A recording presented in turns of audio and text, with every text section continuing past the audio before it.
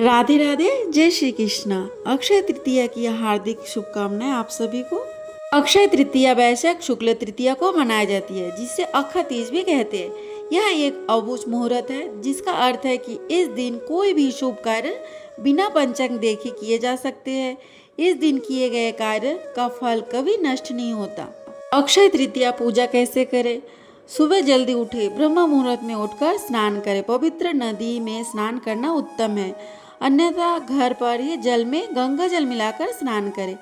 संकल्प और शुद्ध साफ पीले या सफेद वस्त्र पहने, हाथ में गंगा और अक्षत लेकर पूजन का संकल्प करें। पूजा स्थल की तैयारी, एक चौकी पर लाल या पीला कपड़ा बिछाकर भगवान विष्णु और माता लक्ष्मी की मूर्ति या फोटो स्थापित करें। चंदन, तुलसी दल, पीले फूल, धूप, दीप, नैवेद्य तैयार रखिए। पूजा प्रक्रिया में सर्वप्रथम गणेश जी की पूजा करें। विष्णु जी और माता लक्ष्मी को चंदन का तिलक लगाएं। भगवान को पीले फूल और तुलसी दल अर्पित करें। छत्तू, चने की दाल और जल से भरे घरे का भोग लगाएं। ओम श्रीं ह्रीं कमले कमलालय प्रसिद्ध प्रसिद्ध महालक्ष्मी नमः, इस मंत्र का जाप करें। विष्णु सहस्त्र नाम का पाठ करें। अंत में कपूर से आरती करें। उसके पश्चात आप दान कर सकते हैं। छत्तू, घड़ा, पंखा, छाता, चप्पल, वस्त्र आदि का दान जरूर करें। और क्या आप खरीद सकते हैं? नई वस्तु खरीदना, जैसे इस दिन सोना, चांदी या घर, गाड़ी खरीदना बहुत शुभ माना जाता है, जिससे अधिक समृद्धि आती है। दान में अन्न, जल और वस्त्र दान करें। इस दिन दान कभी व्यर्थ नहीं जाता, क्योंकि ये अक्षय तृतीया है। इसका पुण्य अक्षय हो जाता है, कभी नष्ट नहीं होता। इस दिन अपने पितरों के नाम पर जल और अन्न का दान करना बहुत फलदायी माना जाता है। चंदन का लेप, भगवान विष्णु को चंदन का लेप लगाना अर्पित करना चाहिए। छत्तू का सेवन, इस दिन छत्तू का भोग लगाकर खुद भी सेवन करना उत्तम है। अक्षय तृतीया में क्या नहीं करना चाहिए? इस दिन मांस, मदिरा का सेवन, इस दिन पूर्णतः सात्विक रहना चाहिए। अक्षय तृतीया में पैसे उधार लेना या देने से बचना चाहिए, यह लक्ष्मी को बाहर भेजने जैसा माना जाता है। इस दिन नाखून, बाल, दाढ़ी आदि काटना वर्जित है। गुस्सा ना करे, सात्विक वातावरण में रहे, किसी से विवाद ना करे। तेज धार वाली वस्तुएं जैसे चाकू, कैंची जैसी चीजें ना खरीदे। अक्षय तृतीया की पौराणिक कथा है। अक्षय तृतीया के पीछे कई महत्वपूर्ण कहानियां हैं।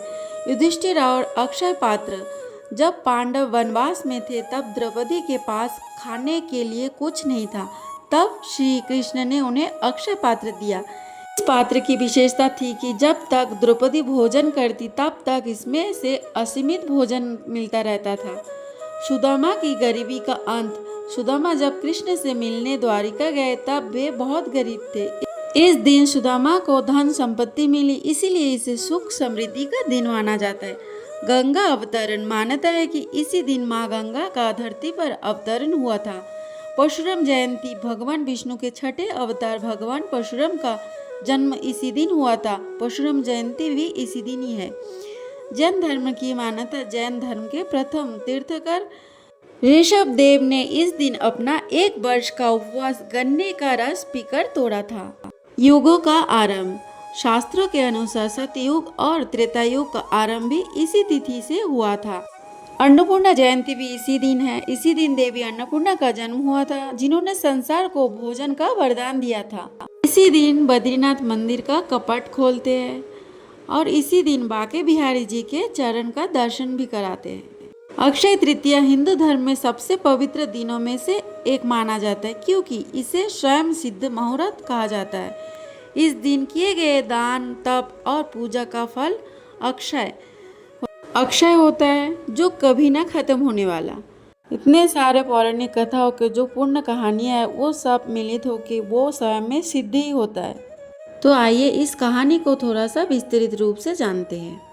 हिमालय की गोद में स्थित बद्रीनाथ धाम के कपट सर्दियों में भारी बर्फबारी के कारण बंद किए जाते हैं। मान्यता है कि अक्षय तृतीया के पावन अवसर पर नर नारायण ने तपस्या की थी, इसीलिए उसी दिन बद्रीनाथ धाम के कपट भक्तों के लिए पुनः खोले जाते हैं। कपट खोलने के साथ ही 4 धाम यात्रा बद्रीनाथ, केदारनाथ, गंगोत्री और यमुनोत्री की औपचारिक शुरुआत हो जाती है। बांके बिहारी जी के चरण दर्शन, वृंदावन के प्रसिद्ध बांके बिहारी मंदिर साल में केवल एक बार अक्षय तृतीया के दिन ही ठाकुर जी के चरण दर्शन होते हैं। बांके बिहारी पूरे साल उनके चरण पोशाक से ढके रहते हैं। मान्यता है कि स्वामी हरिदास जी की भक्ति से प्रसन्न होकर ठाकुर जी प्रकट हुए थे। कहा जाता है कि स्वामी जी को जब भी सेवा में आर्थिक तंगी होती थी, ठाकुर जी के चरणों में स्वर्ण मुद्राएं मिल जाती थी। इसीलिए उनके चरण अत्यंत पवित्र और दुर्लभ माने जाते हैं। इस दिन भक्त उनके चरण में चंदन अर्पित करते हैं। परशुराम जयंती। पौराणिक मान्यताओं के अनुसार अक्षय तृतीया के दिन ही भगवान विष्णु के छठे अवतार परशुराम जी का जन्म हुआ था। कहानी भृगु ऋषि के पुत्र जमदग्नि और रेणुका के घर में उनका जन्म हुआ। वे कलिका पुराण के अनुसार वे एक योद्धा ऋषि थे जिन्होंने पृथ्वी से अत्याचारी राजाओं का अंत किया था। इस दिन को परशुराम जयंती के रूप में मनाया जाता है। माँ गंगा का अवतरण। वाल्मीकि रामायण के अनुसार राजा भगीरथ की कठोर तपस्या से प्रसन्न होकर माँ गंगा स्वर्ग से पृथ्वी पर अवतरित हुई थी। वह अक्षय तृतीया का ही दिन था जब गंगा जी ने भगीरथ के पूर्वजों का उद्धार किया था। इसीलिए इस दिन गंगा स्नान और दान को बहुत पुण्यकारी माना जाता है।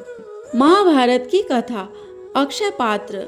वनवास के दौरान जब पांडव भूखे से परेशान थे, तब भगवान कृष्ण ने द्रौपदी को अक्षय पात्र भेंट दिया था, जो अक्षय तृतीया के दिन ही मिला था। इस पात्र में भोजन कभी समाप्त नहीं होता था। महाभारत का लेखन। मान्यता है कि वेद व्यास जी ने गणेश जी को महाभारत महाकाव्य सुनाना और लिखवाना इसी दिन शुरू किया था। युद्ध की समाप्ति, द्वापर युग का समापन और महाभारत युद्ध की समाप्ति भी इसी दिन हुई थी। सुदामा और कृष्ण मिलन। दरिद्र सुदामा अपने मित्र कृष्ण से मिलने द्वारिका पहुंचे थे। कृष्ण ने अपने मित्र का स्वागत किया और उन्हें अपार धन संपदा दी थी। ऐसा माना जाता है कि वह दिन भी अक्षय तृतीया का ही था। युगादि तिथि। सतयुग और त्रेता युग का प्रारंभ अक्षय तृतीया ही माना जाता है। कुबेर की खजाना। कुबेर को इसी दिन भगवान शिव से धन की देवता होने का आशीर्वाद और खजाना मिला था। इसीलिए इस दिन सोना खरीदना शुभ माना जाता है। जैन धर्म के प्रथम तीर्थकर आदिनाथ ऋषभ देव जी ने अपना 1 साल कठिन उपवास गन्ने का रस पीकर इसी दिन समाप्त किया था। अक्षय तृतीया के दिन बिना कोई पंचांग देखे कोई भी शुभ मुहूर्त, मांगलिक कार्य जैसे विवाह हो गया, गृह प्रवेश, नई खरीदारी किए जा सकते हैं, क्योंकि यह अबुझ मुहूर्त है। इसमें कोई अलग से शुभ मुहूर्त देखने की जरूरत नहीं होती। माता अन्नपूर्णा का प्रकट। इसी दिन माता पार्वती ने अन्नपूर्णा का रूप अवतार लिया था, जिससे संसार में भोजन की कमी दूर हुई। धर्मदास वैश्य की कथा। प्राचीन काल में धर्मदास नामक एक बहुत ही गरीब लेकिन धार्मिक वैश्य रहता था। वह अपनी गरीबी से परेशान था। उसने कहीं से अक्षय तृतीया के महत्व के बारे में सुना। अक्षय तृतीया के दिन उसने गंगा में स्नान किया और विधि पूर्वक देवी देवताओं की पूजा की। उसने अपनी सामर्थ्य के अनुसार घरे पंखे, जौ, सत्तू, चावल, नमक, गेहूँ, गुड़, घी, दही, सोना और कपड़े जैसे आवश्यक वस्तुएं ब्राह्मणों को दान की। घर के लोगों ने उसको रोका, लेकिन वह नहीं माना। इस पवित्र व्रत और दान के प्रभाव से अगले जन्म में वह राजा कुशावती के रूप में पैदा हुआ।